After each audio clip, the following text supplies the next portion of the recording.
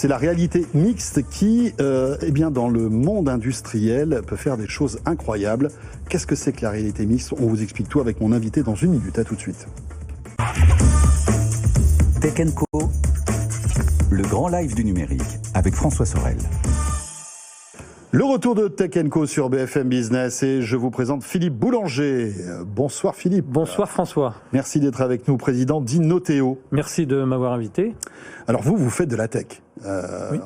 Et en fait de la tech au service des industries, car aujourd'hui, grâce à une paire de lunettes un peu sophistiquées, certes, que Philippe a apporté, on peut faire des choses incroyables et vous en êtes un petit peu le fer de lance avec Inoteo. Est-ce que vous pouvez déjà nous présenter Inoteo, s'il vous plaît, en quelques secondes, Philippe? Alors Inoteo a 10 ans, a eu 10 ans la semaine dernière et c'était d'ailleurs l'occasion, le jour pour jour, de recevoir le trophée PME RMC. Tout à fait. Région Nord, donc PME de l'année. Donc on était très fiers de ça. La grande sœur de BFM Business, voilà. Donc, vous êtes un habitué de la maison. Pas encore, mais j'espère bientôt. Donc voilà, on a reçu ce prix la semaine dernière. Donc l'entreprise a 10 ans. Depuis 5 ans, avec l'arrivée de l'HoloLens, donc le HoloLens c'est la réalité mixte, c'est arrivé en France, en Europe il y a 5 ans. Mm-hmm. On a migré un peu ce qu'on faisait habituellement sur PC, c'est-à-dire des applications sur mesure pour nos clients industriels. On travaille en B2B, donc pour l'industrie. Et donc on a essayé de réfléchir à ce que pouvait apporter la réalité mixte dans l'industrie. Et on a identifié plusieurs cas d'usage, donc 3 principalement. Alors, faut juste savoir qu'en fait, on travaille pas, nous, uniquement dans une équipe d'ingénieurs. On a nos équipes d'ingénieurs, mais on travaille surtout avec nos clients, on travaille surtout dans les entreprises. C'est-à-dire qu'on est en permanence chez eux, dans l'industrie. Et on a comprendre ce dont ils ont besoin, pour développer avec eux des nouveaux usages. Oui. C'est ça, hein? Oui, c'est ça. On est dans une technologie de rupture, hein, donc pour la faire adopter, il faut absolument voir quels sont les cas d'usage qui vont pouvoir être utilisés. Et on a donc identifié 3 cas d'usage. Le premier, la formation. Le deuxième, tout ce qui est maintenance, tout ce qui est contrôle qualité. Et ensuite, tout ce qui est assistance à distance. Philippe, expliquez-nous concrètement, un ingénieur est dans une usine, vous allez nous donner des exemples, il chausse ce masque-là. Qu'est-ce qui se passe? Qu'est-ce qui va changer en fait dans sa tâche? Alors déjà, pour bien expliquer ce qu'est la réalité mixte, en fait, le mixte, c'est le mix entre 2 réalités qui sont la réalité virtuelle, donc tout ce qui est simulation, et ensuite la réalité augmentée. Et la réalité augmentée, c'est ce que vous voyez sur des smartphones ou des tablettes. Donc, le mix des deux fait la réalité mixte, c'est-à-dire que quand vous chaussez, comme vous dites, ce casque ou ces lunettes, on voit l'environnement, c'est-à-dire que l'ingénieur ou l'opérateur va voir son environnement. Si j'ai des outils, je vais voir mes outils. Vous voyez absolument tout, avec un champ de vision très large, et vous rajoutez de l'information pour vous guider dans vos tâches. C'est ça l'idée.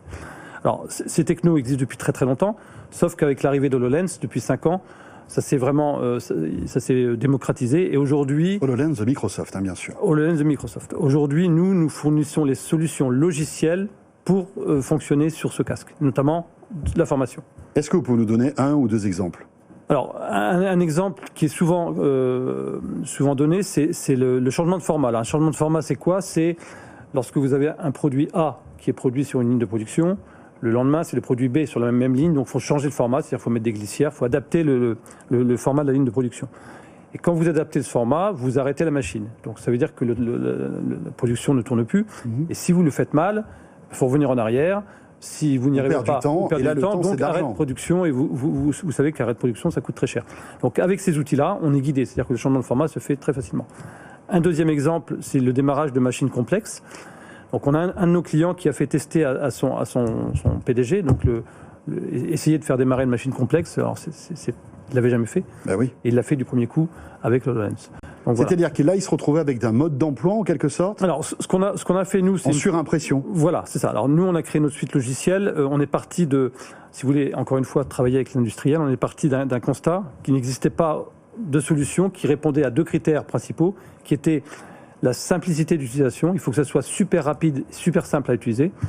Et le deuxième critère, qui est très important dans l'industrie, c'est qu'en fait, la solution elle doit être autonome. C'est-à-dire le casque, lui, est autonome. C'est un ordinateur autonome holographique. Donc il n'y a pas de câble. La solution doit être autonome. Il n'y en a pas. Pas besoin de réseau forcément. Voilà. Et justement, la solution logicielle ne doit pas avoir besoin de réseau. Ce qui fait qu'aujourd'hui, on a créé notre solution donc d'Imeo qui permet d'être complètement autonome. Voilà, on déploie à grande échelle cette solution en France et à l'international. Vous avez 15 collaborateurs aujourd'hui. Environ, oui. Vous avez été créé donc en 2012, c'est ce que je disais, à Compiègne. Donc vous fêtez vos 10 ans là. La semaine dernière. Olaland, ça a changé votre destinée, non, en quelque sorte? Alors, ça a changé la destinée, oui, c'est en train de le faire. Faut juste savoir, pour la petite histoire, que Inoteo, c'était Noteo au départ, et on a pris le virage immersif en rajoutant le Inno.